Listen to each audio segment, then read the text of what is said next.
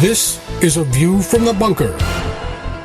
Now, here's Derek Gilbert.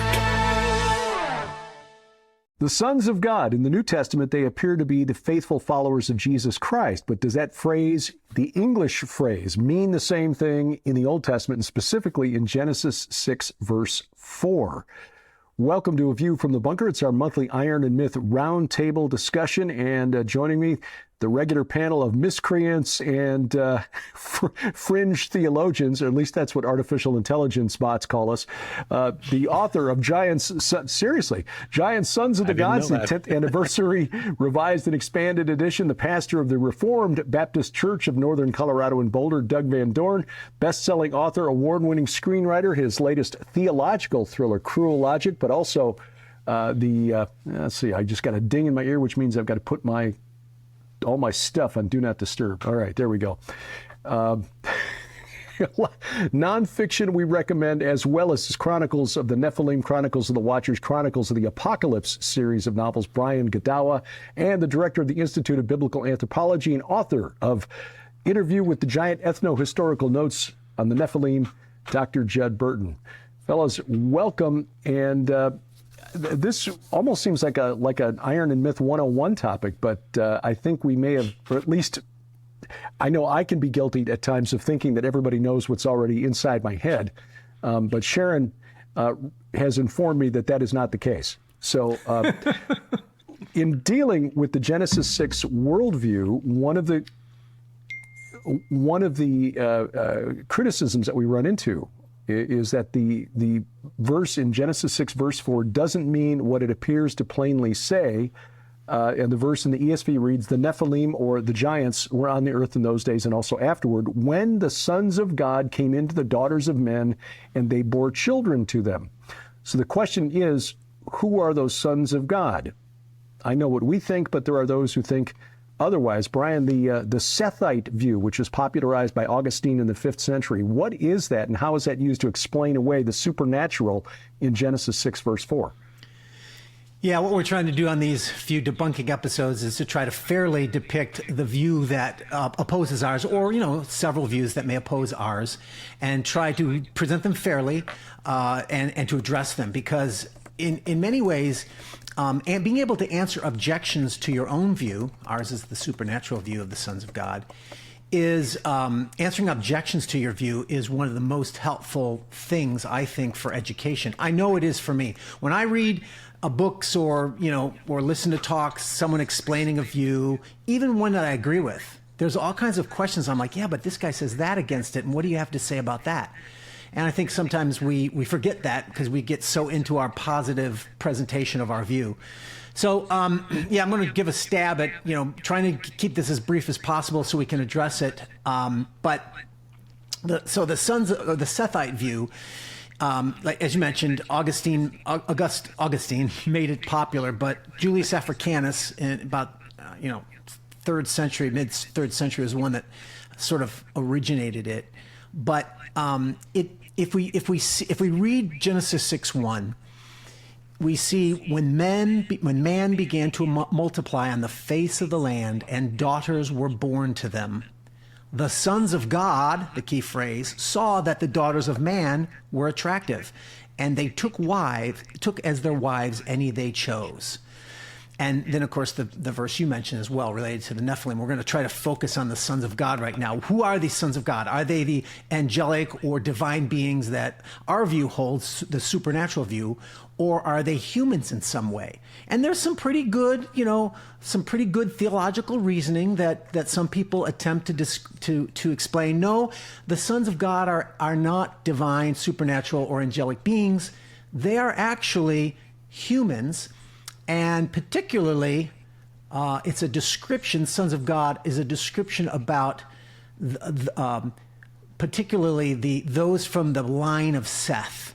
And in order to understand this, you got to go back a little bit in Genesis, back to Genesis 4. And you hear the Cain and Abel story. And of course, Cain kills Abel, right? And then we've got, God's mark on Cain. And we see that sort of judgment coming down. They get kicked out of Eden, right? Yeah. And then the first city is created, right? Well, in Genesis 4, the line of Cain is described, and as well as the line of Abel is described after that. But the line of Cain is described, and most of the context in this view, the Sethite view, that again I'm going to try to be fair to it and try to depict it honestly and fairly. So the idea here is that the line of Cain is a negative bloodline. It's a line that reflects Cain's own, right? Cain murdered Abel. So he represents that line of unrighteousness. And sure enough, when you read through that, you see these various figures. And Enoch, Irad, Mehujalel, Methuselah, and he ends up fathering Lamech. And Lamech there's taken some time to describe Lamech. And Lamech says in chapter 4, verse 19, that Lamech took 2 wives. It's important to understand that phrase, took 2 wives. That taking wives is the same phrase that we see later, that the sons of God that we just read, the sons of God took wives as their own. So is there a connection here, right? And Lamech is described as being quite an evil man. We've got these descriptions of, tent dwellers and musical players, but then it talks about Lamech having 2 wives. And he said to his 2 wives, you wives of Lamech, listen to what I say. I have killed a man for wounding me, a young man for striking me. If Cain's revenge is 7-fold, then Lamech's is 77-fold. And the idea here is that this line it starts with that Cain the murderer, and it culminates in Lamech, who's this, if you think God's going to judge someone for, Cain's, if they hurt Cain, well, I'm going to be avenged 70 times, or 77-fold, right? And also he's polygamous. This is the first mention of polygamy where he has 2 wives, and it's spoken of negatively in terms of using that phrase, took 2 wives, right? And so the idea here is that this bloodline of Cain is unrighteous. It talks about, but then it says, and Adam knew his wife and bore a son, called his name Seth. And she said, God has appointed for me, that's what the meaning of Seth means, appointed, for me another offspring instead of Abel, for Cain killed him. To Seth was born another man. And then it says, at that time of the son of Seth, whose name was Enosh, at that time people began to call upon the name of the Lord. And then after that, then in Genesis 5, we then see the generations of Seth's line. So the idea here is that Cain destroyed the righteous line of Abel, so God replaced it with the righteous line of Seth. And then this phrase in 426, at that time, people began to call upon the name of the Lord. In contrast to what we were reading about Cain, now we see, this line of Seth that was born is connected to that notion of the people who are calling upon the name of the Lord. And in Hebrew, it's the name Yahweh. People began to call upon the name of Yahweh. So that's where there's this connection of the 2 lines, and one's righteous and one is unrighteous, right? And so there might be more going on in Genesis 5, but then when you get down to Genesis 6, then it says, when man began to multiply on the face of the land, and daughters were born to them, the sons of God saw that the daughters of man were attractive, and they took wives. So they believe then that the connection here is that the sons of God then is a phrase that means, true believers or righteous line, right? Because they're sons of God, of Elohim.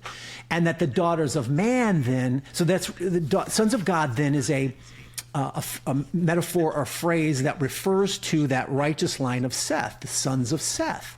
And the daughters of man then are those women who are in the line of Cain. Cain, and they were the unrighteous line.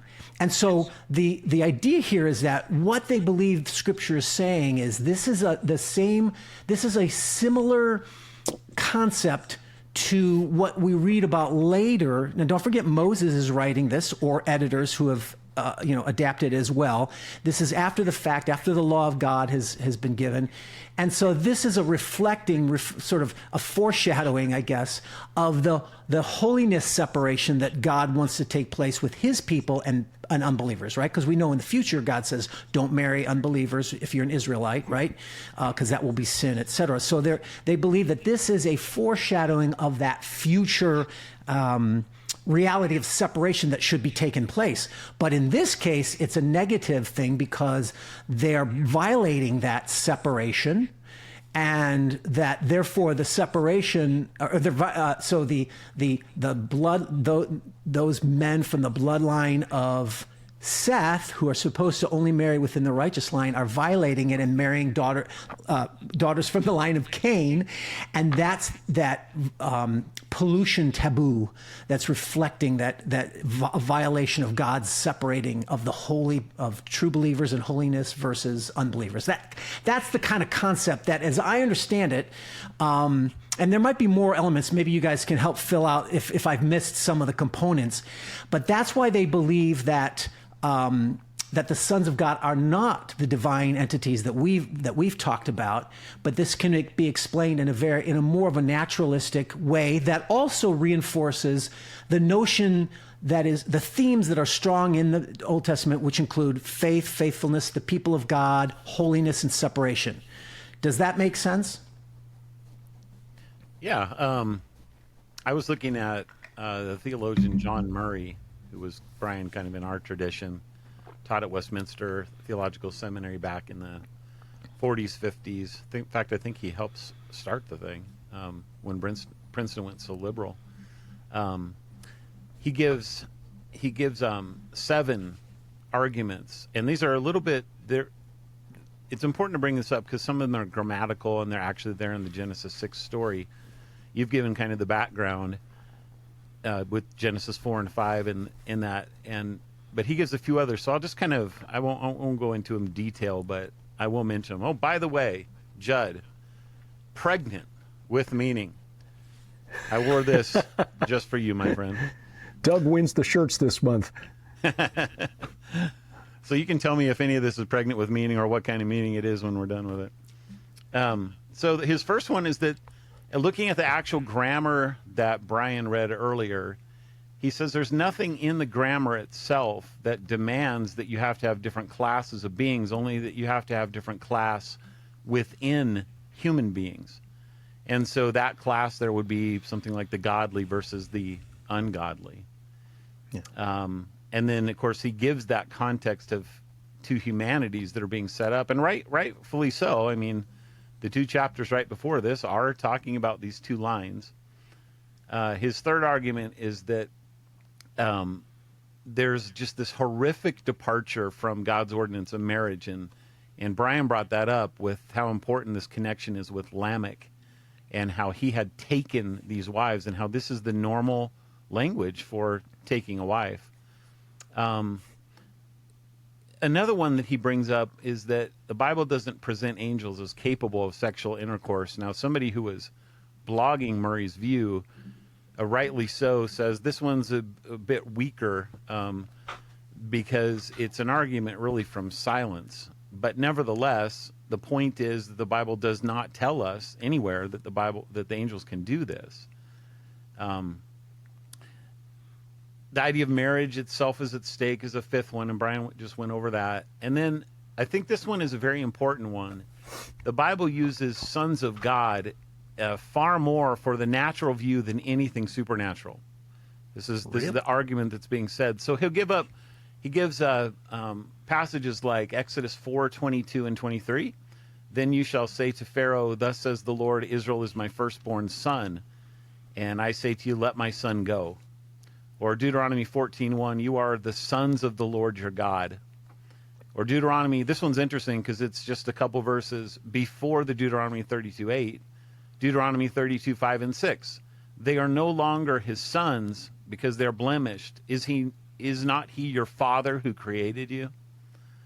Psalm 73:15. If I had said I will speak thus, I would have betrayed the generation of your sons. He brings Psalm 82:6 into it, which we dealt with last week. You are sons of the Most High, all of you. And then he reads that as human rulers from the first verse. Hosea 1:10, yet the number of the children of Israel shall be like the sand of the sea, which cannot be measured. And in the place where it was said to them, you are not my people, it shall be said to them, you are sons of the living God. And of course, Paul quotes this in Romans as being fulfilled. And then the last one is Malachi 2:1, a son honors his father and a servant his master. If then I am a father, where is my honor? So he's calling Israel his son there. So that's the basic idea of that one. And then the seventh one is that they really feel like we're the ones who are importing a foreign theology that's not natural to the text. Talking about the supernatural, I came across a fella many years ago who one of his points was that there's nothing supernatural in the entire text up to Genesis 6 that you could even bring that in. Yeah, Derek, you got the look on your face that I had too, but that's still what he was saying. Creation. And then they kind of use the Nephilim thing. First of all, they'll say that it's a very clumsy translation to call it a giant, and the typical view has been that Nephilim comes from fallen ones, and then so there isn't anything necessarily gigantic going on there. And then they'll say, and even though it's mentioned, it isn't even necessarily the case that you have to presuppose that the Nephilim are the union of the marriages that are taking place there, that they were just sort of there on the earth and they're just mentioned for whatever reason, and then they don't really usually go on to explain what that reason is. But so, those are several arguments that they're trying to give from the text itself for the Sethite view. I think some commentary on Augustine is probably necessary here too, and kudos, Brian, for using the classical Latin pronunciation of Augustine. You got it right. The great it's taken me years. Augustine debate is usually medievalists pronounce Augustine, but it's a potato or potato sort of issue. Sorry, but we all know that it's potato. Yeah, right. The classicist had to weigh in. Augustine is such an interesting figure, not in terms of his relevance to this argument, but just in general church theology. Clearly, he believed in demonic fallen entities, or he would have not written something like The City of God, in which, ironically, we have one of the most complete records of classical mythology thanks to that very work, because he goes through and gives a biographical description of a lot of these Greco-Roman deities and then proceeds to theologically lambast them, rightfully so. Doug and I have had a running conversation over the last couple of years about Augustine and his perspective on the Nephilim in particular, but by proxy, the sons of God, and why he was not necessarily invested in the supernatural interpretation of that, and we suspect that it stems largely from, not entirely, but substantially from his involvement in the Manichaean sect. The Manichaeans were a Gnostic sect, and one of the books that they utilized was a version of the apocryphal Book of Giants, which recounts a lot of this material in it. And it makes sense that this is all before, of course, Augustine's conversion. It makes sense that his hesitancy to accept the supernatural interpretation of Genesis 6 stems, at least in part, from his experience with the Manichaeans and their interpretation of this interesting piece of apocryphal literature, the Book of Giants. And so I think that because Augustine has been such an influential figure theologically throughout the history of the church, it seems like that this has been part of the negative ramifications of that influence is pulling this rather narrow and naturalized or materialized version of interpreting Genesis 6. Rather ironic, because it was Augustine's attempt to Christianize the practice of veneration of ancestors, which grew out of the Canaanite and Amorite practice of the monthly kispum ritual, where the ancestors had to be summoned to a ritual meal through a necromancy rite so they could be fed.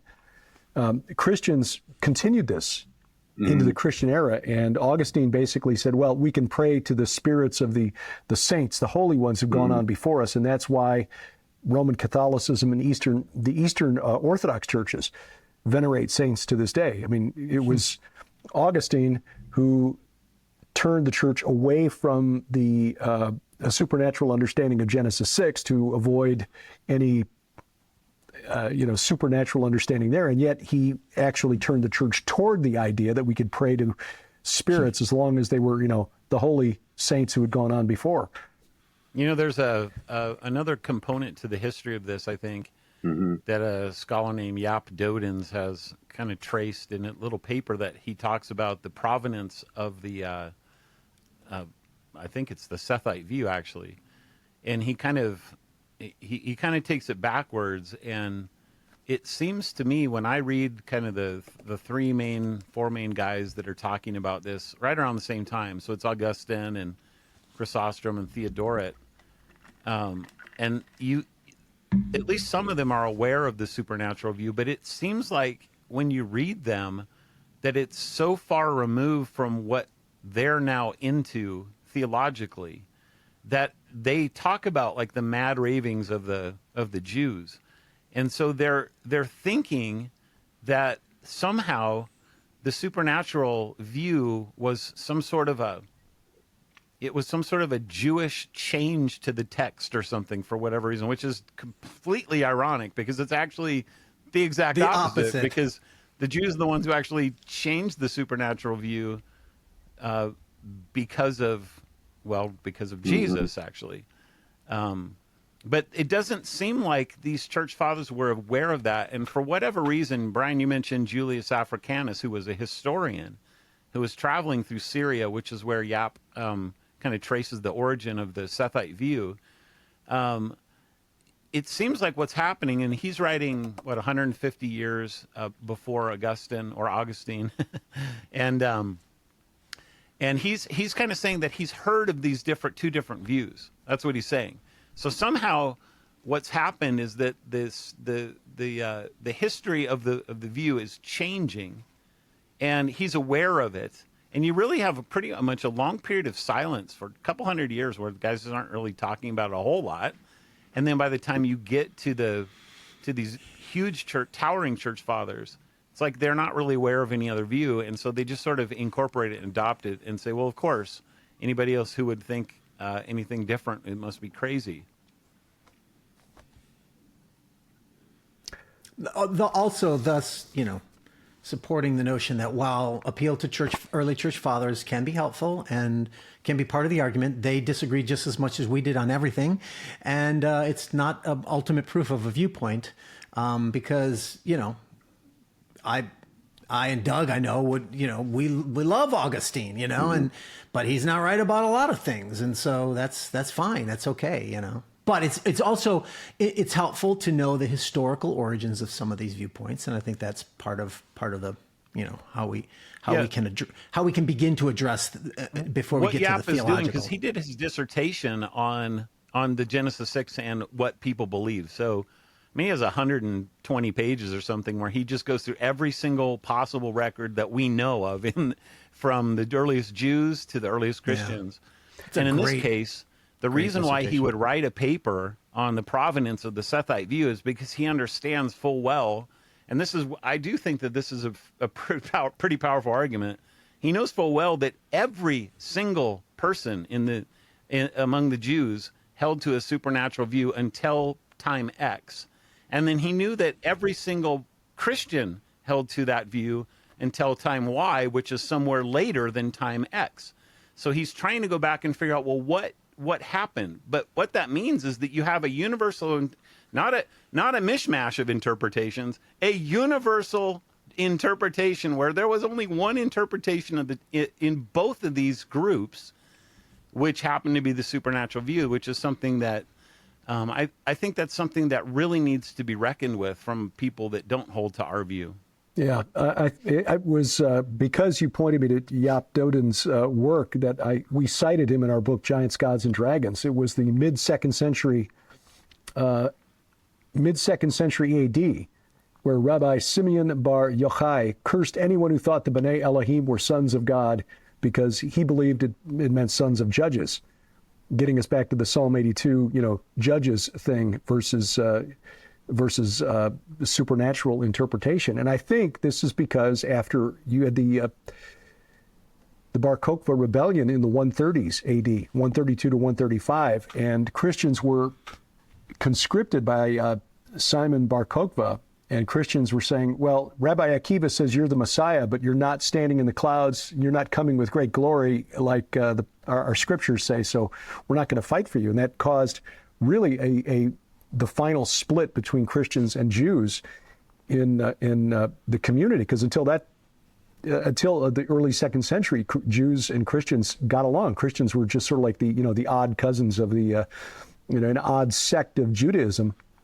But after that, they started de-emphasizing the supernatural in Jewish thought, because Christians were saying, we know who that second power, we know who the angel of Yahweh is. We know who these other supernatural beings are. And the phrase is Son of God. So if they're emphasizing Jesus is the unique Son of God, carrying with it the divinity that we talked about in the last time, well, then it is definitely helpful to their viewpoint against Jesus as Messiah for them to then turn the word Son of God into a human phrase. Or a human concept or whatever.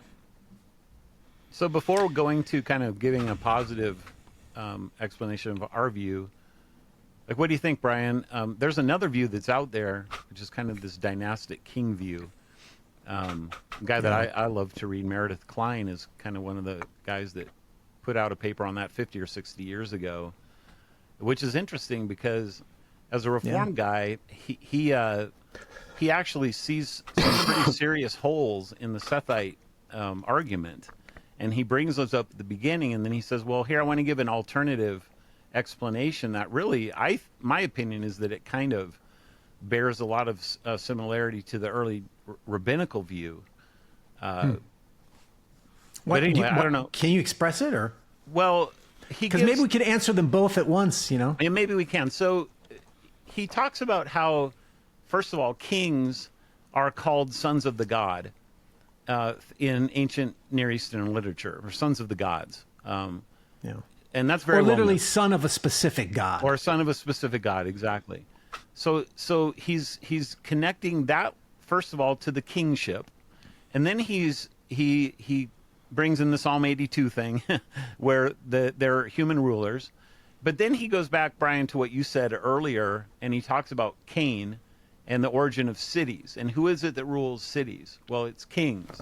And then you look at Lamech, and you go, well, who is Lamech? Well, he must have been a king. He's a dynastic king. And so he's taking these clues from those two chapters and pulling out this idea of kings being these rulers. And he's saying that seems to be the best context. Now, in his view, it's a wholly naturalized view, because he's looking at these later kings that certainly are humans, and none of us would dispute that. Nebuchadnezzar, there's none of us that would say Nebuchadnezzar was a god or even a demigod. He was a human, but he would be called the son of the gods, or son of whichever god. So that seems to be the idea. And then with the rabbinical view that Derek, you just brought up, these rabbis are somehow supernaturalizing it by saying that the sons of God here are these rulers that were there. And the sin that they're engaging in is polygamy. It's polygamy. So it's interesting to me that you would have this alternate view to the Sethite theory that's a naturalized view, but it actually has similarities to the first really change from the supernatural view that came with the rabbis. Yeah. And in one sense, they're both human interpretations. So hopefully, as we try to address some of these issues, that we'll see the overlap for sure.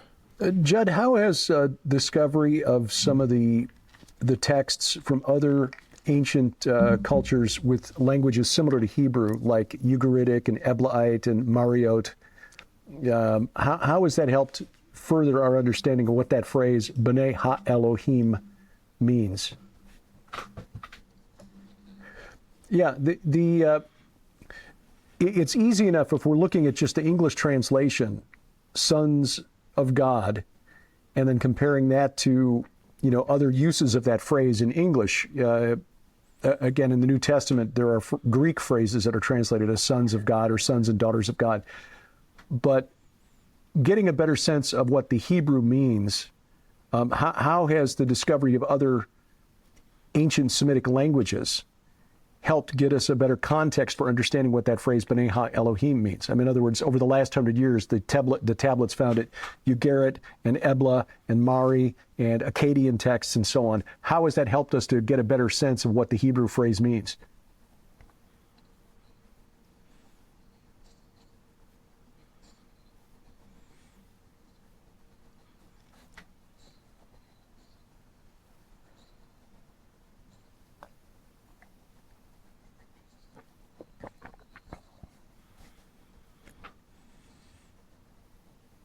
Well, a lot of it stems from, I think, something that Mike Heiser pointed out a lot is that there are these similar idioms and phraseology that are used,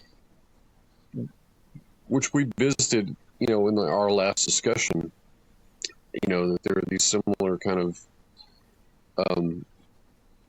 literary devices and eponyms and things like that that are shared between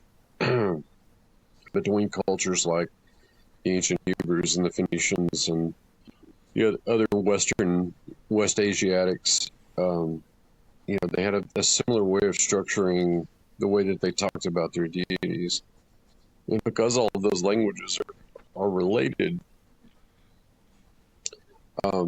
it doesn't break any linguistic sin or linguistic law. You're not committing some sort of philological sin by comparing certain words and phrases between let's say Hebrew culture and the Phoenician culture. By doing that, we're able to, because we're talking about shared idioms and cognates and things like that, by doing that, we're able to tease out the supernaturalism. Not that in all cases it takes a lot of teasing out linguistically to do, but it clarifies in a lot of ways. Now that's the West Asiatic stuff. What's always interesting to me is walking these ideas back through the lens of the Septuagint. All of this ancient Near Eastern stuff that we're talking about came to us, and when I say us, I'm talking about the West, came to us through the classical lens, the Greek and Roman lens. Now we've in decades and in centuries past, we've learned a lot more about those cultures and languages in their own context. But the Septuagint, I think, is always a useful tool to do this in terms of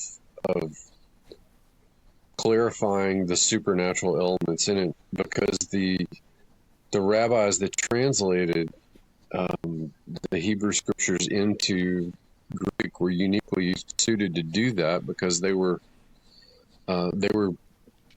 Jews living in a Hellenized world, and so they understood both idioms that were at play. And so when you come across a passage like Genesis 6 and relating concepts like the sons of God, I think it's interesting to look at where that pops up in other passages in the Septuagint. In Genesis 6, it's actually spelled out as huioi to theo, the sons of God. But when you look at analogous passages where this shows up, like in Job chapter 1, and I think it's Job chapter 37, the translators actually use the word angeloi. Jed, there's actually an angeloi version of Genesis 6:2 in the Septuagint. So even that passage has at least one place where they did that. I'm looking at the Septuagint of Job 2, and verse 1 of Job 2 says, "And it happened one particular day that the angels of God came to stand before the Lord." So clearly the Jewish religious scholars in the 3rd century BC understood what was intended by the phrase sons of God. Well, but also, go ahead.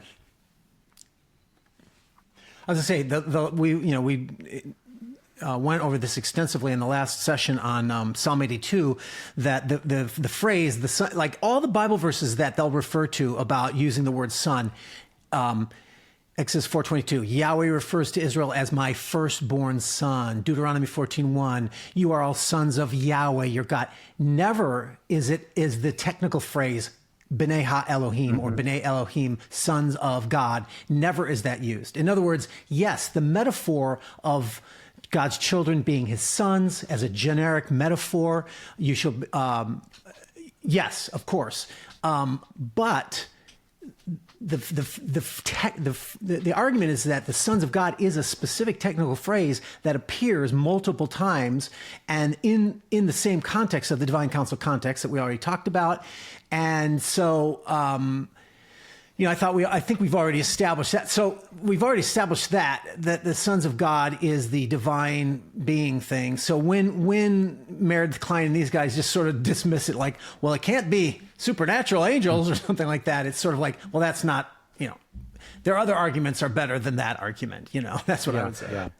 It is curious that the modern translators, and really since Augustine, have just kind of glossed over the Septuagint translation. Just said, well, those Jewish scholars in the 3rd century BC didn't know what they were doing. Well, to me, the problem is, and I don't know, this would be something to look into. Does the Septuagint use angeloi for human messengers? Because we know that it is used of human messengers in the New Testament, which means, which is one of the problems is, I think, the intertestamental period, including the Septuagint, kind of got sloppy, and they sort of started using that word angel in a much more generic sense that can appeal to more things than just the sons of God. And that becomes part of the problem, because when we're talking about gods verses, also sometimes gods was defined as angels, and people say, see, angels. But it's like, well, no, that's what the Greek says, but you have to take into account the other, the original and Hebrew and such as well. So it's kind of a difficult play there between angelos and B'nai Ha-Elohim, but Well, we want to address this in a future episode, but you actually have the same problem even with Elohim, at least in the minds of a lot of people, where somehow this word Elohim is being used of humans. I forget which lexicon it is, but it gives as its first rendering for Elohim, human judges. So that's its first entry. And then, you think about the 3,000 uses of the word Elohim, and you start to read them and you're like, maybe it could be a use, but that's the first definition you've got. That's pretty stunning. So, yeah.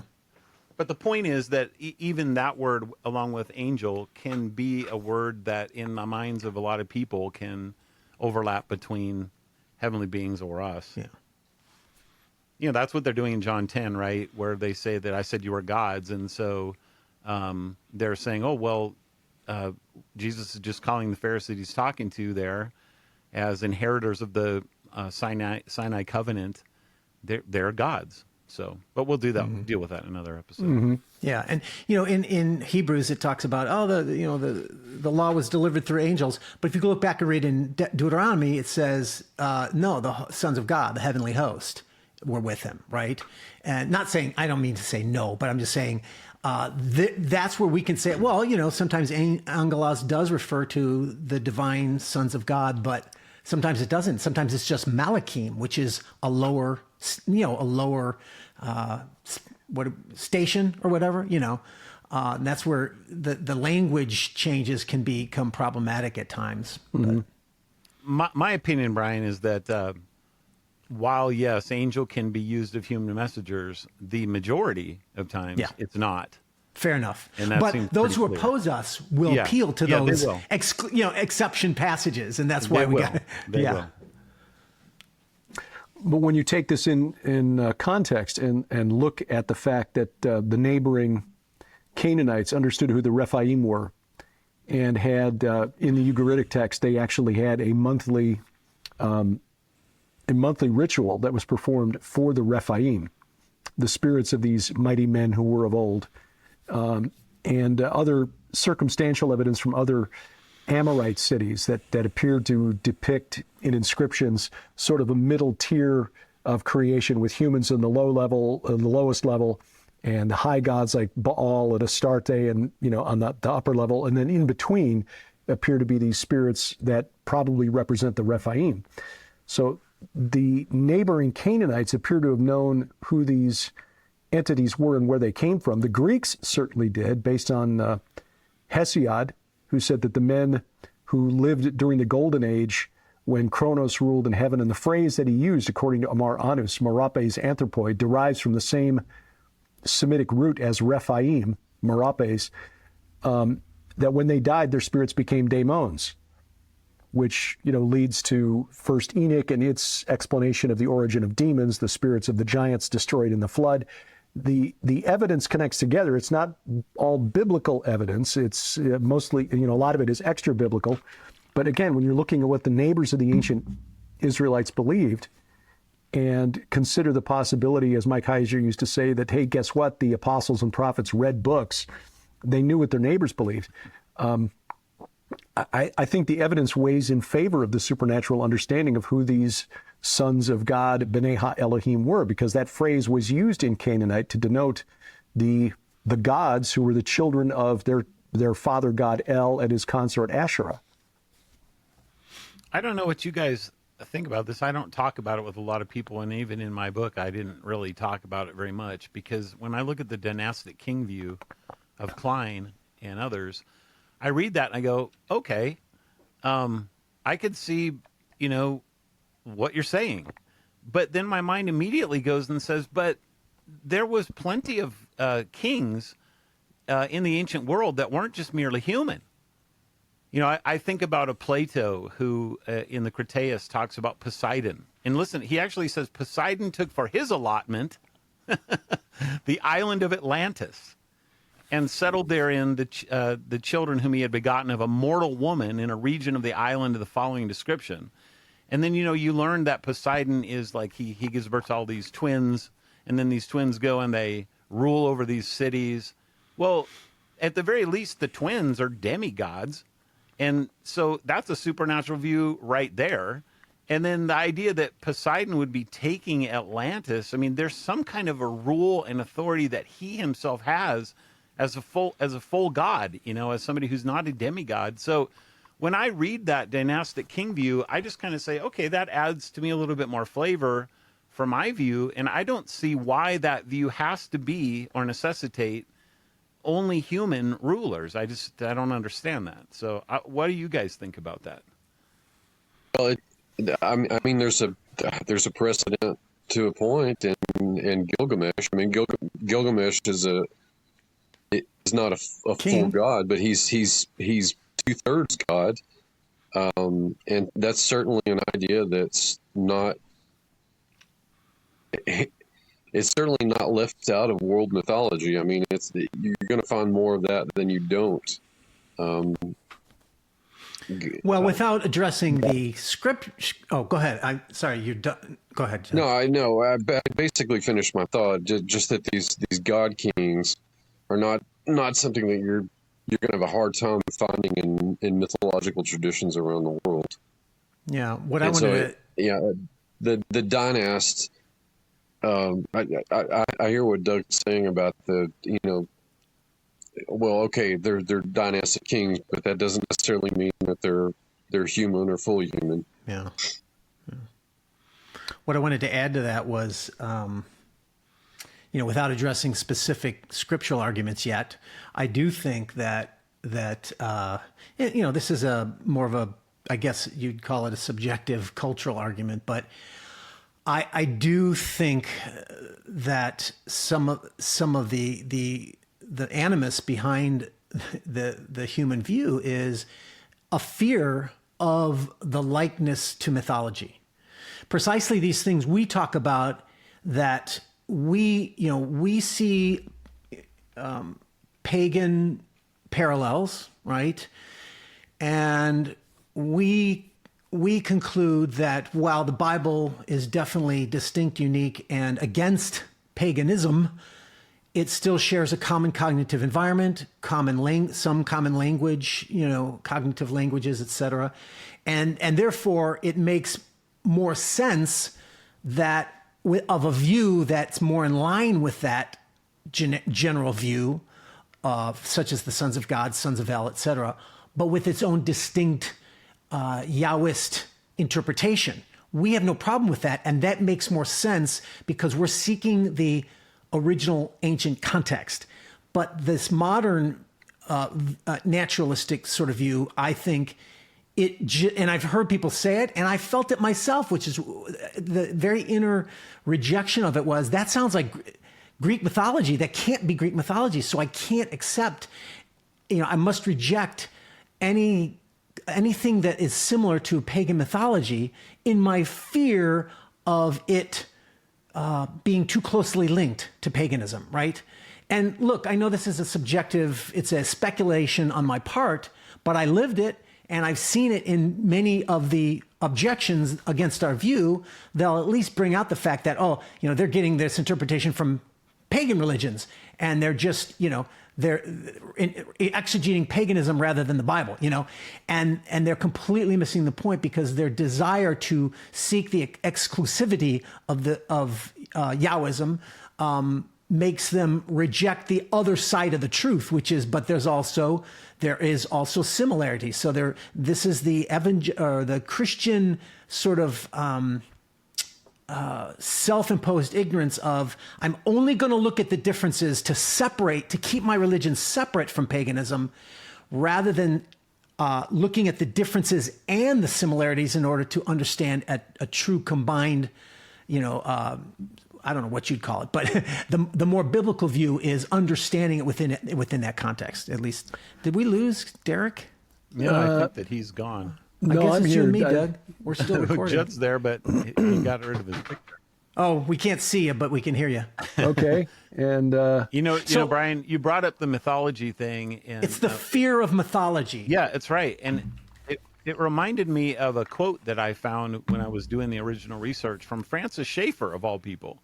So Francis Schaeffer is a Reformed apologist, very well respected, and like this is not the same as quoting Tolkien or Lewis on myth. This is Francis Schaeffer, very different sort of a thing. Yeah. And we love to talk about Tolkien and Lewis and how they understood what myth was and why they employed it and stuff, and we have talked about that on this show.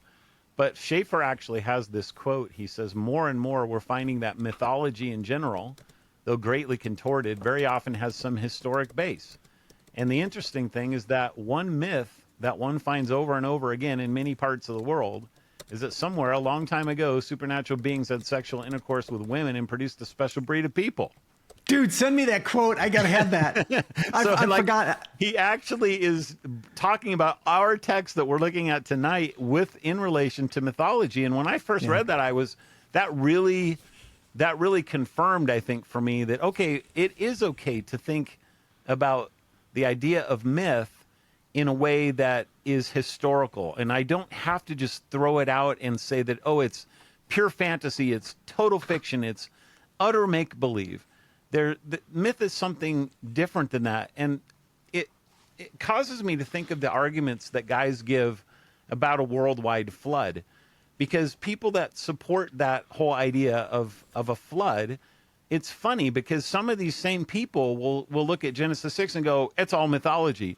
but then they'll quote what 400 people groups from around the world believe in a worldwide flood. Well, what are they telling those stories in? That's a great point. They're telling them in myth. I mean, that's the whole point. So how can you sit there and say that you're going to use all these myths of the flood and that is an argument to show that the Bible is telling a true thing, and then turn around with another myth that has almost as many people talking about it and say, no, we're not allowed to do that because that's mythology.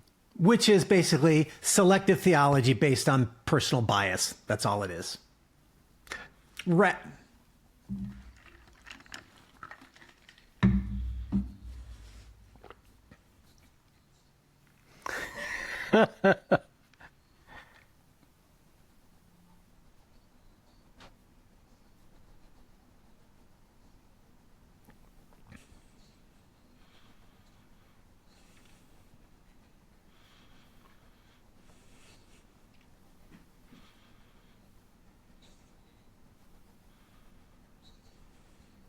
Yeah.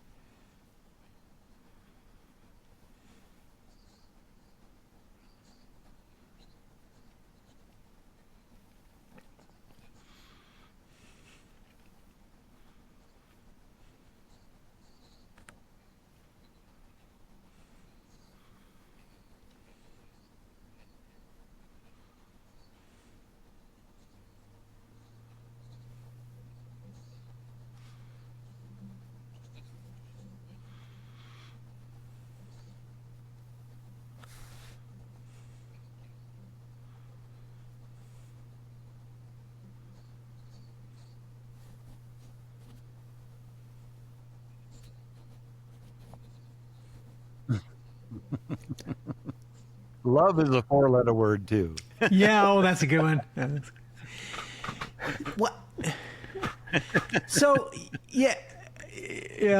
I think this is some good things to think about, to bring nuance and to expand people's worldview thinking, which is really, in some ways, this may be the most important stuff we're talking about. However, we are talking to a Christian crowd, and Christians, prove it to me from the Bible, show me from the scriptures. So let's take a look at some of those scriptures. I know I have to say that sometimes when I if I want to refresh my memory on things like the Sethite view and stuff, I don't just go to my own book, When Giants Were Upon the Earth, which has some good material on there, but I actually rely more on Doug's book, Giants, Sons of God. So I highly recommend that everyone definitely get his book on that, because I think he does a really good extrapolated description and explanation of the Sethite view. But I want to take a look at some of these things that I did actually bring up of the other view. In fact, let's go back earlier to that verse in Genesis 4:26. Yeah. This is where it says, this is about the two lions, right? And it says, at that time, people began to call upon the name of the Lord. And again, to remind you, they were saying that, see, this is an expression of the new line of Seth, because it's right after it says Seth was born. So this is a description of how the line of Seth began to call upon the name of Yahweh, as opposed to the line of Cain that did not. So, Doug, have at it. Well, one of the things that they never bring up with the Sethite view is the Targum interpretation of this verse. I'll just read two of them. We have at least three Targums, Aramaic paraphrases that were, the point of a Targum is really to take the text that was written in Hebrew and then help those Aramaic speakers who were living 1,000 years after it was written to help them understand what's going on. And so they're making interpretive decisions. So that doesn't mean their decision is correct, but it does show you that what they were thinking at the time. And because we have at least two of these that say this, something along the same lines, I think we need to at least wrestle with it.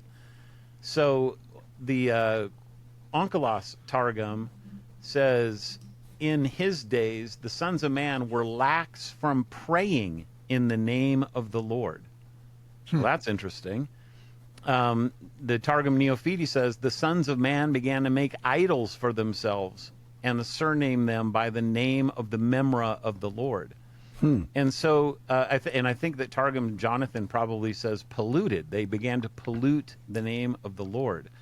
In other words, it's kind of, they're reading it actually the exact opposite as calling upon the name of the Lord, as in, look at these holy Sethites and how good they are because they're worshiping God.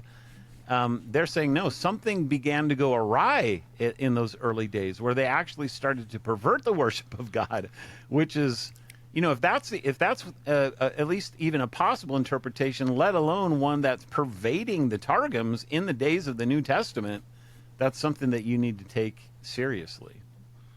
And it's not just the Targums as an interpretive, or let me put it this way, there is lexical basis for that, because you look up the word for the Hebrew for the word began in our English, and you see that it actually is huhal, which means to be defiled or to be profaned, which is kind of odd because you're like, now again, the translators are engaging in interpretation because they're not exactly sure how to interpret that verse. So they chose this one way, but the word people is not in the text. It is contextually, but it's not literally. So it's more about you could read it as there's a pollution began upon the name of Yahweh, So it's not just that the Targumim, because there's a lot of goofy stuff coming out of the Targumim, right?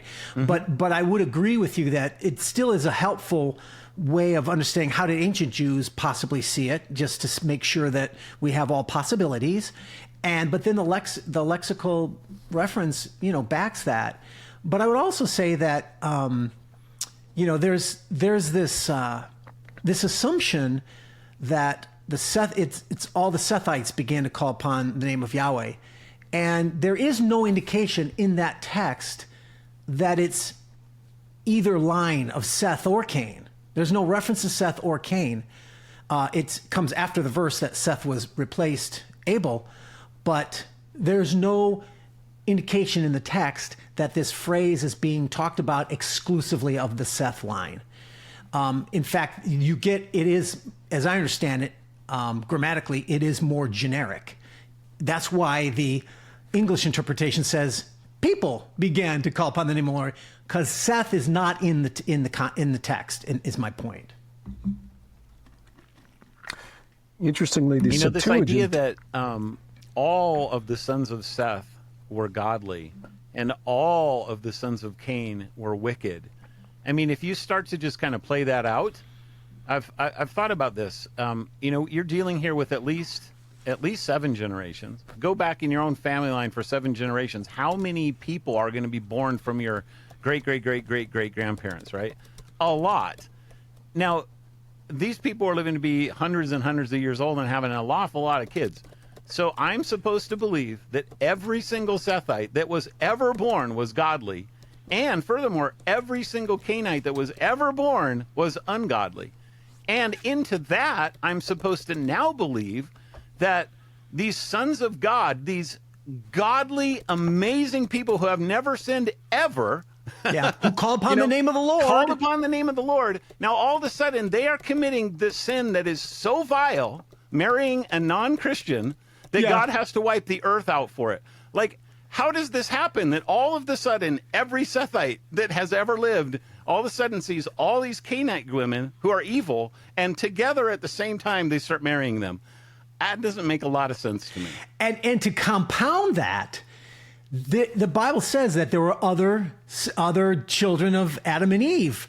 Why are they disregarded? As if they don't exist. That would be literally just saying these 2 lines are all that matter and all the other humans do not matter to God?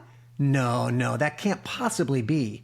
So these specific beings that are talked about here, whatever the phraseology, yeah, it definitely has to be more than the sons of Seth, or it's just it's almost nonsense. Yeah, I think in the life of Adam and Eve, the pseudepigrapha, that's the whole storyline of the fall and how it is that they ended up getting kicked out of Eden. But in that story, they mentioned something like 60 sons of Adam, as tradition. So, and that makes a lot of sense. I mean, you're not living for that long as the very first human on Earth, and you're only having 3 kids, and one of them died from murder, and then that's it. So yeah, it's a great point you're bringing up, Brian. That if you think about the percentages of it, that we're only dealing here with 1/30% of all of Adam's children. Yeah. What else about that first 6:1? When man began to multiply on the face of the land, and daughters were born to them. So should we just kind of go through it and kind of look at it? So this is a point that Klein actually brings out in his dynastic view, that he thinks this is pretty damaging. When man, so that's the word Adam, began to multiply on the face of the land, and daughters were born to them. So in verse 1, it's actually defining the daughters as the daughters of man, of the daughters of Adam. Yeah. And that Adam is very deliberately chosen word there, right? Because that takes us back to the first person in the genealogies, both genealogies. But it's fair to note that Adam, depending on context, can mean generally man or Adam specifically. It could, but either way, you're dealing with something that's broader than Cain. Yeah. Okay, and that's how the first verse sets it up. But then suddenly, if you take the Sethite view, you actually have to change the definition of man in the second verse without any real grammatical justification for doing so. Yeah. So in verse 1, it has to have, it's this bigger group, right? You got your big circle, and then in verse 2 on the Sethite view, you have the sons of God, so that's Sethites, and the daughters of man, that's Cainites. So now all of a sudden, we've got 2 groups within that bigger circle, and yet we have the same word that's being used, the daughters of man. And on what grounds do you do that, especially when that word man there is Adam? It's not Cain, it's not Seth. So I think that's that's just looking equivocation. Yeah, it's an equivocation, exactly. Yeah. And yeah.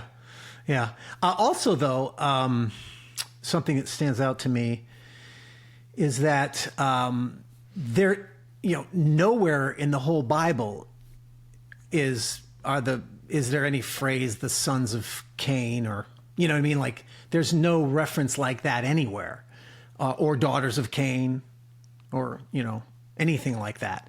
So in other words, this would be an entirely novel situation, and I think that makes it quite weak.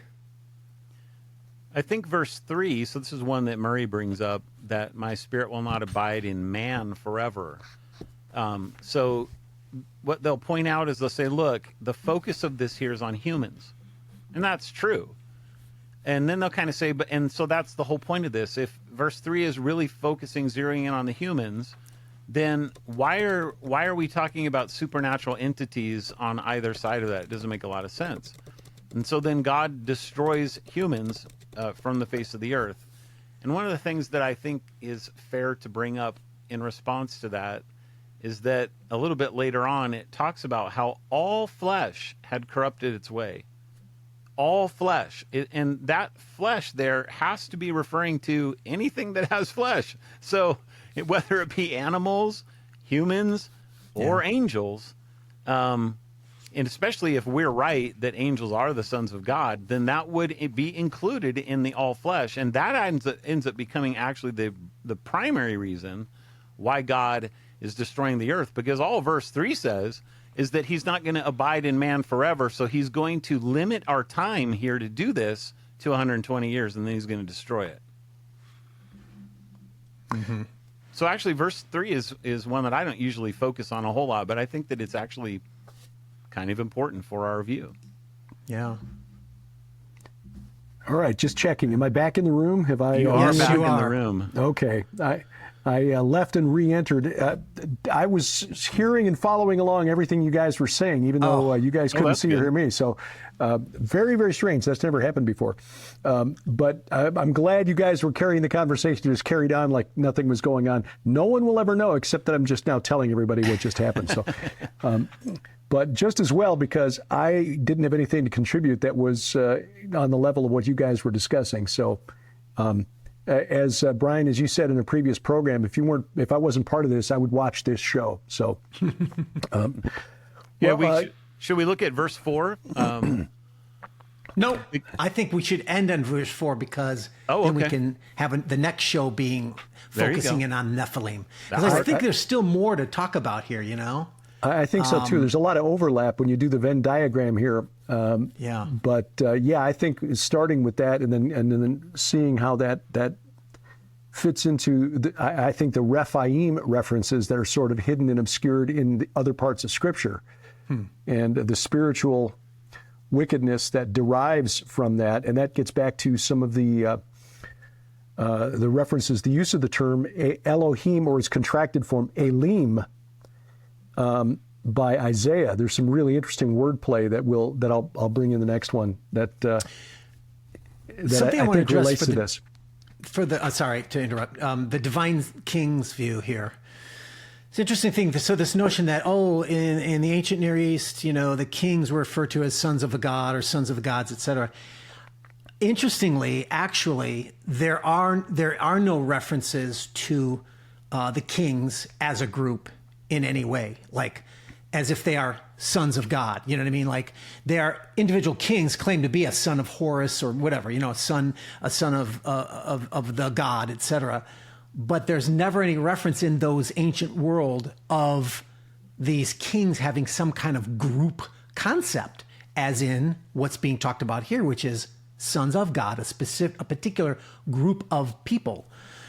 So in order to interpret it that way, you'd have to see this as a sort of I don't know, maybe an arbitrary grouping that in fact, in other words, if you're going to draw your interpretation of sons of God, this is from the ancient Near East, but then reject the fact that, but in the ancient Near East, there is no concept of a group of sons of God, then you've got a contradiction there that you have to deal with. Mm-hmm. I'd like to hear Judd talk a little bit about the divine right of kings, but let me kind of give it a preface because it seems to me that you have a parallel going on later on in the Old Testament when God is rejected as the king of Israel, and so then the people said they want a king like all the other kings, and so he gives them Saul, who's a head taller than everyone else, which is interesting because that kind of harkens to the giant nature of whoever these guys are.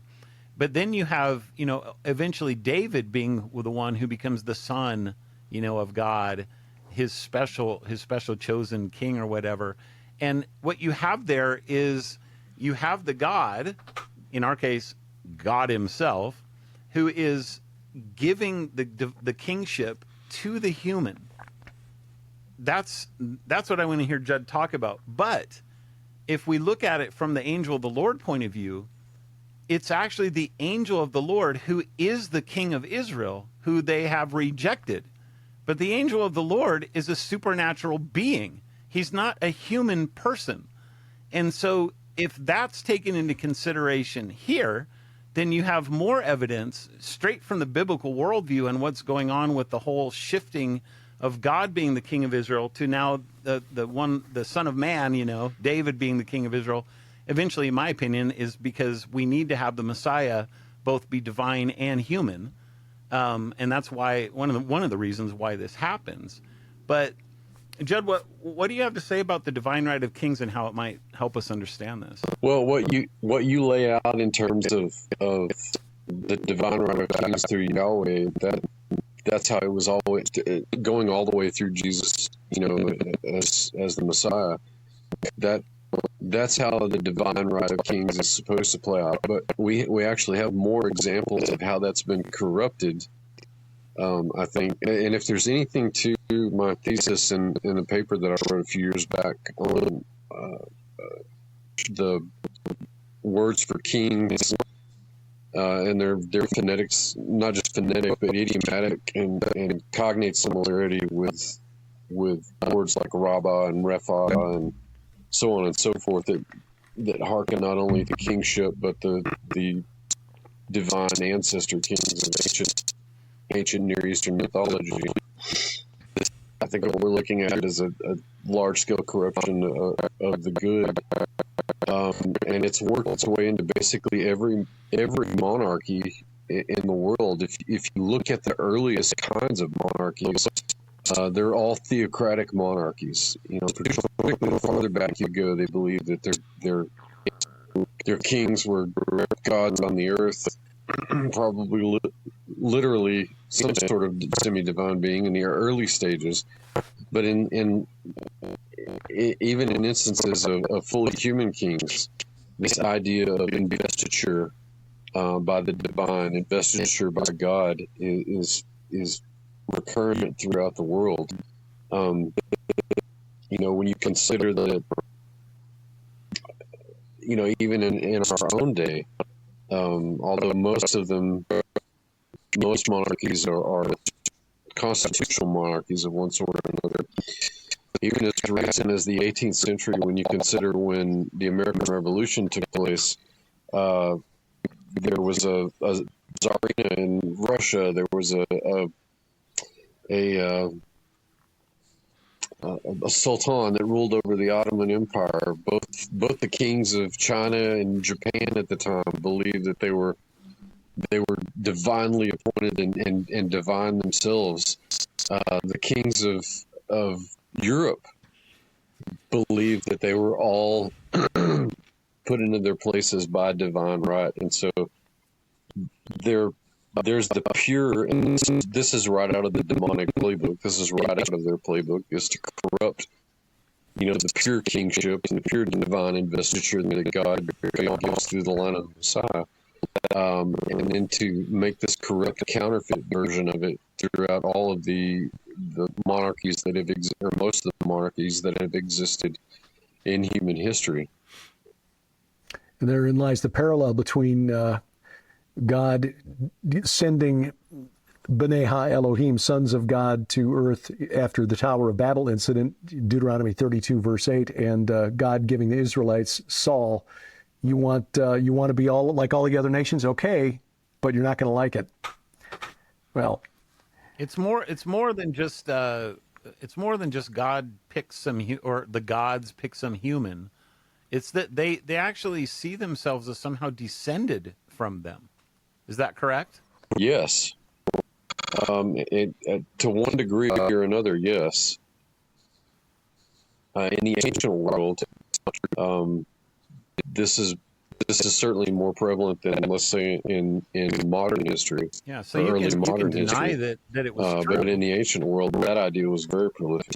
Yeah, I said you can. So somebody could deny that it's true. I mean, that's something you could do, but you can't deny that that's what they thought. You could certainly deny it on the basis of whether it was true or not. What you cannot deny are the cultural artifacts that we have from that world that inform us and tell us that, in fact, that is what they believed.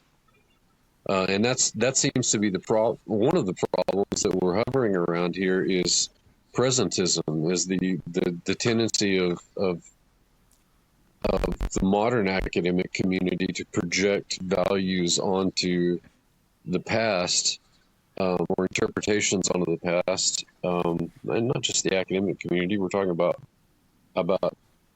you know, biblical circles, Christian circles here too.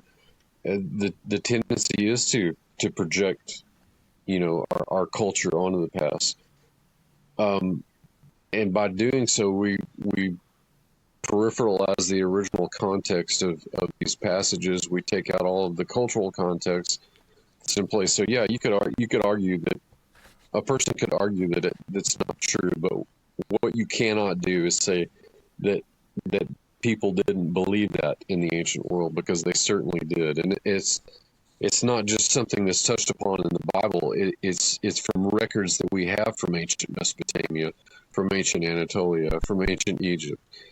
They write it out explicitly how they felt about their kings on the earth.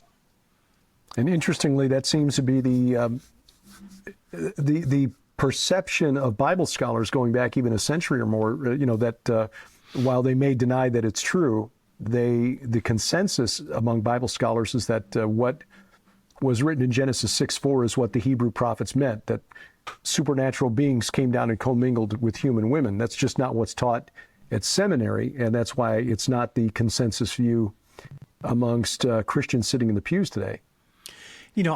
I also think, though, that a powerful argument for understanding, what are these sons of God? Are they angels? Are they humans?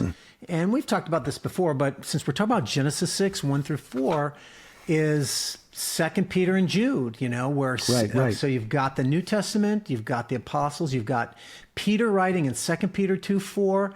For God, if God did not spare angels, and that's the supernatural, when they sinned, but cast them into Gehenna, or not Gehenna, Tartarus, yeah. Tartarus, and committed them to chains of gloomy darkness for judgment, etc. And he did not spare the ancient world, but preserved Noah, etc., etc. So we see the context in 2 Peter is the time of Noah, angels sinning.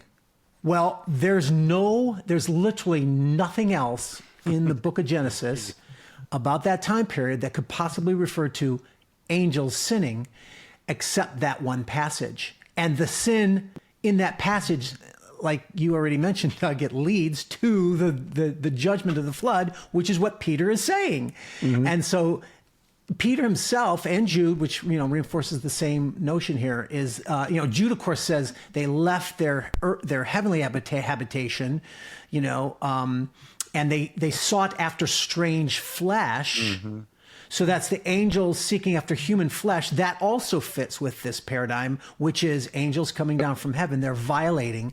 So our view of understanding, like you're mentioning, Doug, I think it actually incorporates the best of some of those other views within the supernatural view, in that there is a holiness code going on here. There is a notion of a violation of a separation. And the separation is the heavenly and the earthly.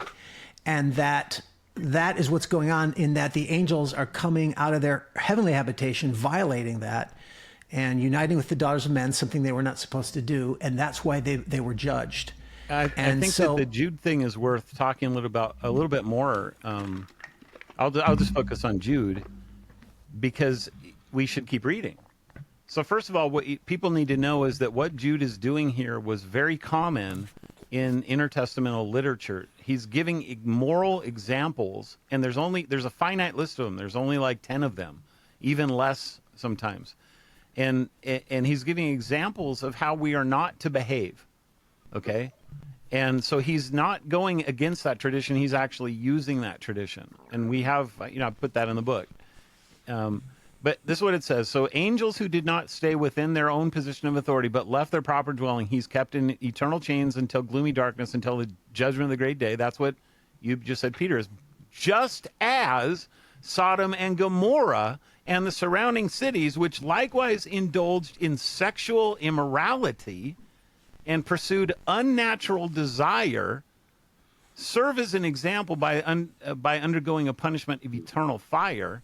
Well, what's going on in Sodom and Gomorrah? How many times did I hear growing up that this is just purely about same-sex male relations or whatever? But the story is very clear that you have two men that were sitting there talking with Abraham. These two men are in the story called angels. They miraculously just somehow appear in Sodom and Gomorrah in an instant. And then what do the men want to do? They want to do the very same thing that's going on in Genesis 6, and Jude is making that direct connection. Well, a kind of twisted version of it. Thing. It's a twisted version, but what I'm saying is that you have the angels in both cases, and Jude seems to be. I keep looking at Judd, but I'm thinking about Jude, and so I keep saying Judd. Judd. But Jude, It's actually Judas. The name is technically, but they didn't want to name the book of the Bible that way. So Potato, I'm not going to shortened call it him to potato, Judas. Judas, potato. but I don't know, man. The point is that he's making those direct links together, and verse 7 actually helps us interpret better verse 6 in Jude. Right. And, Likewise, the indulged in sexual immorality. But Peter also makes the same connection if you skip down to verse 9 and 10, because, again, verse 4, he says, "For God did not spare angels when they sinned, but cast them into Tartarus and committed them to chains of gloomy darkness, be kept until the judgment." Verse 9, "Then the Lord knows how to rescue the godly from trials and to keep the unrighteous under punishment until the day of judgment, and especially those who indulge in the lust of defiling passion and despise authority." So again, the lust of defiling passion, this And crossing of the authority. species The spirit. authority part of that is really big too, Well, because yes. especially if you read the Enoch stuff, what authority are they violating? They're violating God's authority. They're like, Right. we're going to go and do this thing, and they swore that oath. And Right. Well, down, many Christians will say, well, pursuing unnatural desire or strange flesh, as other translations say, which I think is a better translation, but unnatural desire, well, yeah, that's the homosexuality. They say that, and right? none of us would disagree with that. In principle, Right, but the lexically, the Greek is actually heteros sarx. So it's actually flesh. It's pursuing strange flesh, and if it was homosexuality, it would not be hetero sarx. It would be a different phrase. Push. That I want to bring up one point that Murray made, where he's talking about marriage and what's at stake here.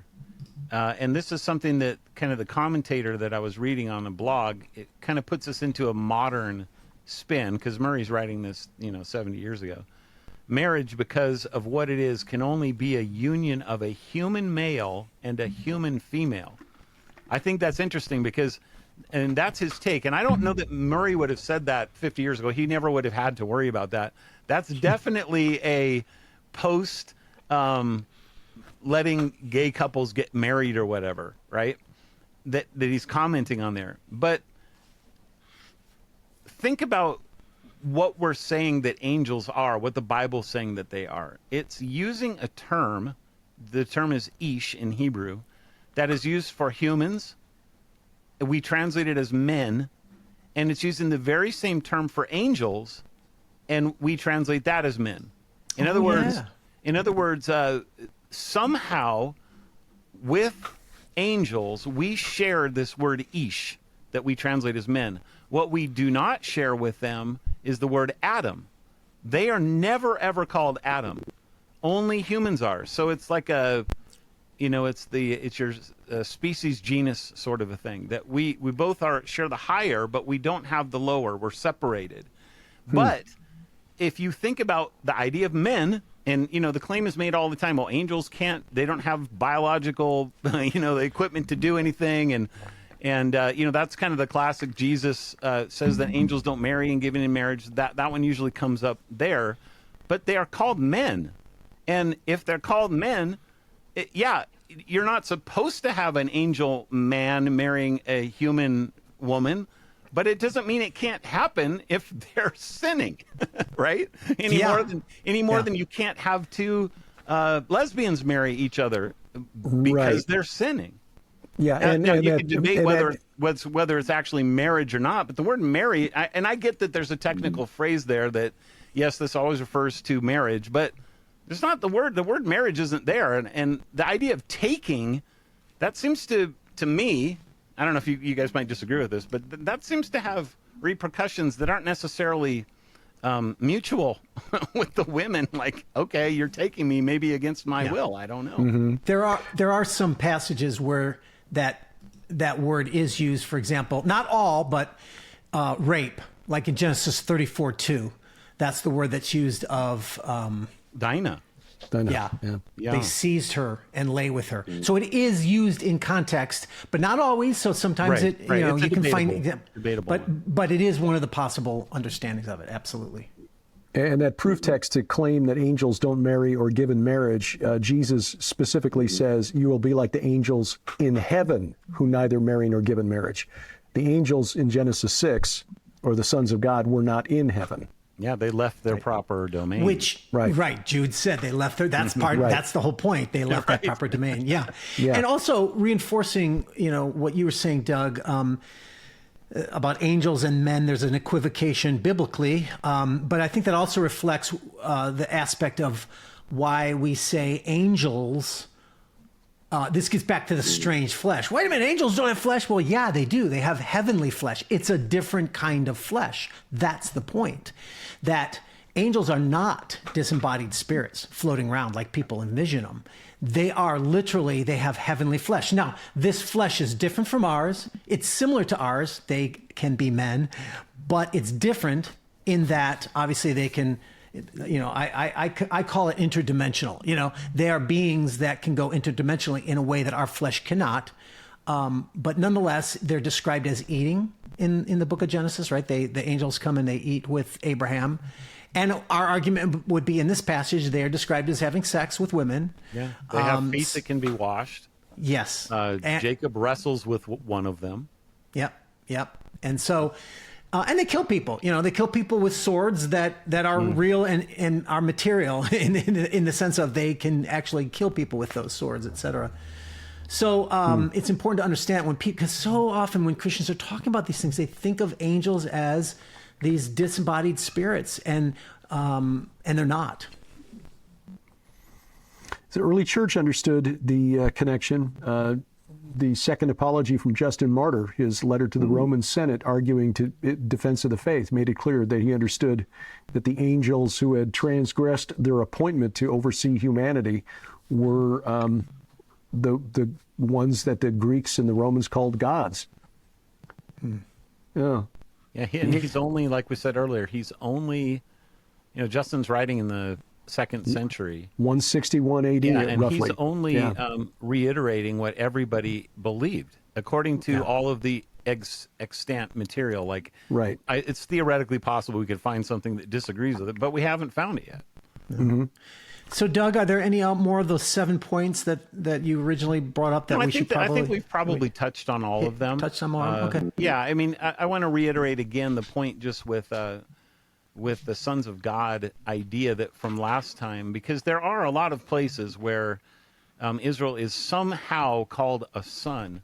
And one of the reasons that I think that this worldview is so helpful, our worldview, is because it actually explains why Israel becomes a son in a way that I can't comprehend apart from this worldview.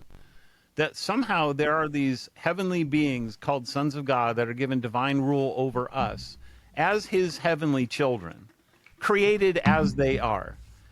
And because of their evil, God decided in eternity past, really, because that's the whole point of sending Christ to be the God-man, is to gain the glory for himself in doing that he wanted to extend that originally in the Garden of Eden to a human being who is called the Son of God in Luke's genealogy of Jesus. And that because these guys got their inheritance early and then they squandered it like the prodigal son, God is disinheriting them and giving that inheritance to human beings who are in Christ. And the whole point of that one in Hosea, they will be called sons of the living God. This only really makes full sense in light of our worldview, not despite of our worldview, that's a prophecy that's going to be true sometime in the future, that Christians will be called sons of the living God in a way that's analogous to what happened with the heavenly beings, because we are now replacing them. This is the way Mike talked about it, on the divine council. Yeah. And that's really the whole idea of the 12 apostles and the 12 tribes of Israel. That's how that's working its way out. I know that it's a Greek thing, but there's 12 Olympians for a reason. And those are the guys who are ruling on that council. And we are disinheriting them. And, as Mike brought this one up a lot, don't you know that we will judge angels? Well, what's the point of that? That's a sons of God text that really only makes full sense and good sense in light of what we're talking about. If you don't have this worldview, you can't make sense of it. So, of course, yeah, we don't deny that Israel is called God's son. We don't deny that Christians are called God's son. But that's not the point. The point is that theology comes from somewhere prior to it, which is the heavenly beings were called God's son. Right. And somehow there's a relationship going on between us and them. Amen. That's why there's so much inheritance language in the New Testament, sonship language. And it's all part of theology. Yeah, we are going to be brought back and reintroduced to the divine council someday. That, amazing Powerful. picture. Yeah, that's shocking to some Christians because it's like they haven't seen that connection, and when you make it, at first it's sort of like, that sounds weird. Are you saying we're going to become like gods, or we're going to become angels, or something like that? And it's like, no, you have to understand the fullness of that theology, and we are called sons of God now, and it says the now and the not yet component, right? We are sons of God, but it's not yet what we will fully be. We are Ish with them, but we are Adam, and they are not. And we will always retain Adam in our nature. We will be glorified Adamites in a way that will allow us to do something even better and greater than what the heavenly beings did, because Christ is the one who has, gone ahead of us and done that work for us, and then also on the heavenly sons of God side of it too. Now, the one thing that we did hold off was another one of the arguments for, or shall we say, against the human view and for the supernatural view, is the result of that union of the sons of God and the daughters of men, which is the Nephilim in verse 4. Right. The Nephilim were on the earth in those days and also afterward, when the sons of God came into the daughters of man, and they bore them children to them. These were the mighty men who were of old, the men of renown. Now, the human interpretation says that the Nephilim just means fallen ones, and that's the consequences of the bad intermarriages, and they are the mighty men. That's the word Gibborim, which means mighty warriors.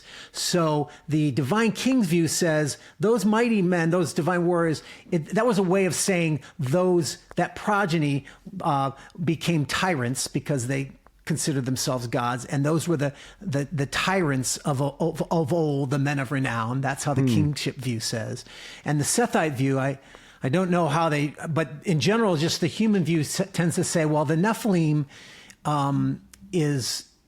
they tend to avoid, the Nephilim means giants, or they have no answer for it. Right.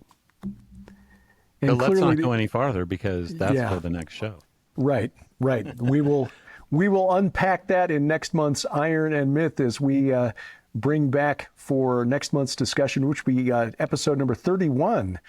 Brian Godawa, you'll find all of his work online at godawa.com. Pastor Doug Van Dorn, douglasvandorn.com, and Judd Burton, Dr. Judd Burton, burtonbeyond.net. Fascinating stuff. Sorry I dropped out for a while there, fellows, but that's one of those technical issues that comes with getting internet out in the country. But fascinating stuff. Thanks for carrying it, and we'll talk to you again next month. Check the notes below this video or audio if you're listening, wherever that may be, and you'll find links to the websites of Pastor Doug Van Dorn, Brian Godawa, and Dr. Judd Burton, and they'll be back again next month for another edition of Iron and Myth here on A View from the Bunker. Coming up, we'll tell you about the upcoming places we're going to be, and the irony here is delicious. They recognized the state of Palestine. They just don't want to live there. I'll tell you who next. Bless their pointy little heads as A View from the Bunker continues.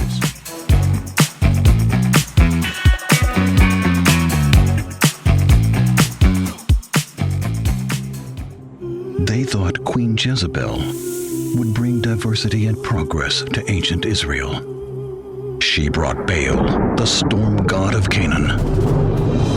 Chronicles of the Watchers is a series of biblical novels by best-selling author Brian Godawa, charting the influence of spiritual warfare on human history. The War of Gods and Men. A must-read, Jezebel, Harlot Queen of Israel, in the series Chronicles of the Watchers. Available in ebook, paperback, and audiobook at Amazon.com. That's Chronicles of the Watchers by Brian Godawa at Amazon.com.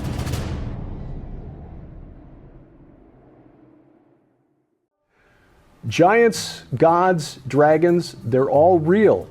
We may not see them with our natural eyes, but their handiwork is evident in what's happening in the world around us, the spiritual warfare taking place. It is so true. It's obvious in Israel, but worldwide. Historically, we've seen this happen. And we want you to get excited about the Old Testament and the New and the giants, gods, and dragons within it, because your kids need this information. So do you. Yes. We're living in prophetic times. Help make sense of it with our special offer through July. Our book, Giants, Gods, and Dragons, which takes a fresh look at end times prophecy. My book's Bad Moon Rising, about the spiritual forces behind Islam, and Last Clash of the Titans, the overlap between what we were told is Greek mythology and the Bible, and our DVD based on the 4 horsemen of the apocalypse. All of this, an $80 value for just $45 plus shipping and handling, now through July, only at our online store, gilberthouse.org/store.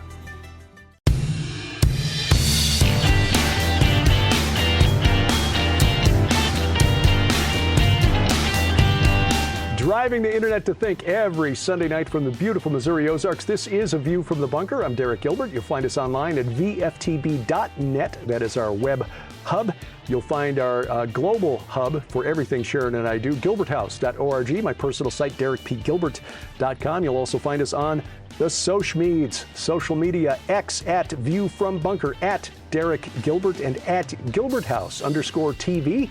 That is our new account there. You'll also find us on Facebook, the View from the Bunker page there. Give us a like, follow us there. Truth Social, Gab Me We Get Her at Derek P. Gilbert. Also on Threads, if you care, at Derek Gilbert. Please, if you're watching on YouTube, subscribe. That is at Gilbert House. At Gilbert House. Subscribe, click the bell for notifications, share that with your friends, and then guarantee we never get canceled by downloading our free app. That brings all of our content right into your smartphone or tablet. That way, if they decide to go back and find something I talked about 10 years ago that they find offensive, it's happened, and they decide to pull down our channel, well, then you'll still be protected because we're putting our archives on our app as fast as we can. We've been asked to move stuff over to Rumble, tried doing it. Rumble wasn't ingesting it fast enough. We'll continue that project. I am the IT department. Sharon and me work a small operation, so we're working as fast as we can to get that done. But meanwhile, please take step one, download the app, gilberthouse.org/app, gilberthouse.org/app. You'll also find a link at vftb.net. Well, just a couple of weeks ago, you probably heard the news that 3 European nations, Ireland, Norway, and Spain, had announced that they were recognizing an independent state of Palestine. Now, this is not a new thing. There are 146 nations around the world that recognize an independent Palestine, but new for Western European nations, especially nations with a, say, Christian background, if not a current worldview, but at least a background that is based in the Bible. So this is kind of a new thing. But the Spanish have found out that this is not going to be as easy to accomplish as that they would like. Now, I find the irony, first of all, that the Spaniards would recognize an independent Palestine to be amusing. I won't laugh because a lot of blood has been shed over the centuries here. But when you go back and look at the 1,400-year history of Islam, first of all, the idea that the Jewish residents of Israel today are colonists or colonizers is rather hilarious, because the Arabs themselves colonized Palestine after the Muslim conquest beginning around 638 AD, when they won the Battle of Yarmouk against the Eastern Roman Empire, or the Byzantine Empire. Yarmouk, that's the river that enters the Jordan just south of the Sea of Galilee from the east, border between Syria and Jordan. Anyway, not long after that, the armies of Islam, mostly Arab at that point, exploded outward into Anatolia, Turkey, eastward into Mesopotamia, took over what was Syria, Iraq, most of Iran today, defeated what was left of the Sassanid Persian Empire, conquered all of North Africa to the west, then crossed the Straits of Gibraltar and conquered, yes, Spain. In fact, Spain, for the better part of 700 years was under all or mostly Islamic control. In fact, France would have fallen to the Muslims too if it had not been for Charles Martel at the Battle of Tours in the year 732 AD. Look at where Tours is on a map. You'll see it's about halfway between Paris and the English Channel. So, first of all, the accusations of colonizers directed at Israelis is hypocritical and devoid of historical foundation. But for the Spaniards, who, if they had any sense of their own national history, would understand what it meant to be ruled by Muslims for 700 years, the last of them not expelled until 1492. So a lot of us know that King Ferdinand and Queen Isabella kicked the Jews out in 1492. They weren't going after the Jews. They were kicking out the Muslims. It's just the Jews they considered to be Muslim adjacent or something. And so because they refused to convert to Christianity, unlike the Muslims who would convert overtly and then wait for a convenient time to rise up and start killing their neighbors. That's a thing with Islam. You're allowed to lie in the service of Allah. Anyway, so the irony there of Spain acknowledging an independent Palestine when it took 700 years for the Spaniards to drive the Muslims back out, Arab Muslims for the most part, at least until the Berbers came over later. But anyway, it is kind of amusing. More amusing was a story that hit the Jewish news service on June 5th, that the Spanish government's plan to open an embassy in Ramallah, which is where you would put your embassy to recognize an independent Palestine, because, you know, it's not going to be in East Jerusalem as much as the Arabs want it. Israel's not going to let that happen. So Ramallah, being the headquarters of Fatah, the Palestinian Authority, that's where you'd put the Spanish embassy. The problem is that Spanish diplomats don't want to live there. They refuse to move from Israel. Currently, they've got the diplomats in Jerusalem and in Tel Aviv. They refuse to move to Ramallah because of safety and quality of life concerns. In other words, it's too dangerous, and we can't get the same stuff in Ramallah that we get in Tel Aviv and Jerusalem. We can't move around freely, the internet's better, et cetera, et cetera, et cetera. So Spain, acknowledging a Palestinian state, it just doesn't want to put its diplomats there because they don't want to live there. Well, we wish all the best to the governments of Spain, Ireland, and Norway in trying to find diplomats willing to move to Ramallah to make the independent Palestine a reality. And in the meanwhile, we just say, bless your pointy little heads. We were just at the Mysteries of the Bible Verse live event in Cincinnati. That was last weekend. Wonderful time, excellent content. And the good news is DVD sets of the presentations will be available. And I think we can vouch for the quality because the gentleman doing the recording for it, Film Revolutions, Matt Piskarich, does a lot of the video editing and captioning work for Skywatch TV. So we know that he knows what he's doing. So all of the presentations from yours truly, Rudy Landa, Pastor Mike Hoggard, who you will see on this program next week, by the way, discussing his presentations at that conference. Greg Patton, wonderful, wonderful discussion. Micah Van Huss, great presentation on secret societies. All of that will be available on DVD soon from Southwest Radio Ministries, their website, swrc.com. And we'll keep you posted on when those are available. Now, next weekend, we will be at the Finley River Ranch in Sparta, Missouri. Sparta is about halfway between Springfield and Branson. This is our annual, it's becoming an annual thing, as we go to just preach and teach at His Call Ministries. June 21st, 22nd, and 23rd, Friday evening, Saturday morning and afternoon, and Sunday morning.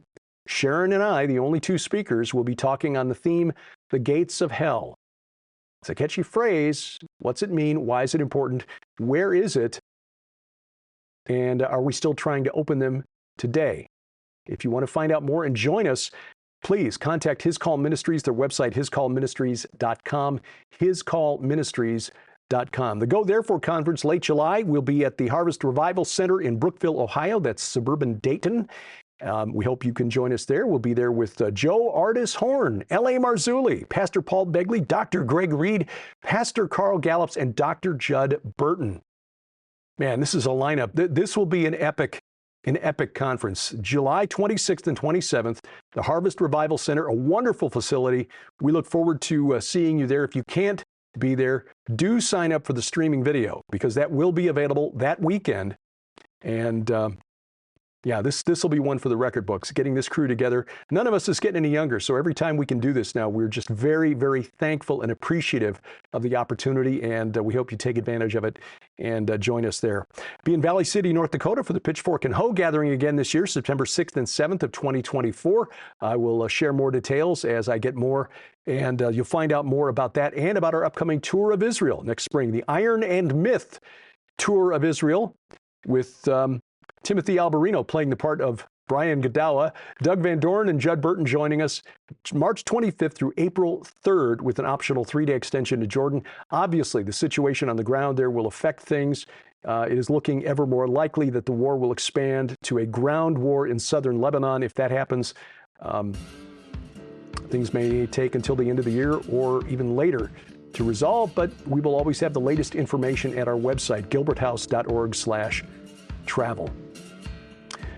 Again, we appreciate you taking time out of your schedule to watch or listen wherever that may be. Again, if you're watching on YouTube, please subscribe, click the bell for notifications, and then download our free app.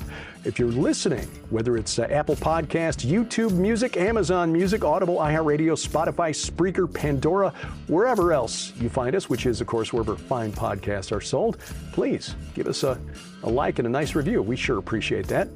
We are indebted to our inimitable announcer, D.C. Good, and A View from the Bunker is a production of Gilbert House Ministries, released under Creative Commons Attribution Non-Commercial No Derivatives 4.0 International License. Good night, Oliver, wherever you are. Remember, we wrestle not against flesh and blood. I'm Derek Gilbert. This is A View from the Bunker.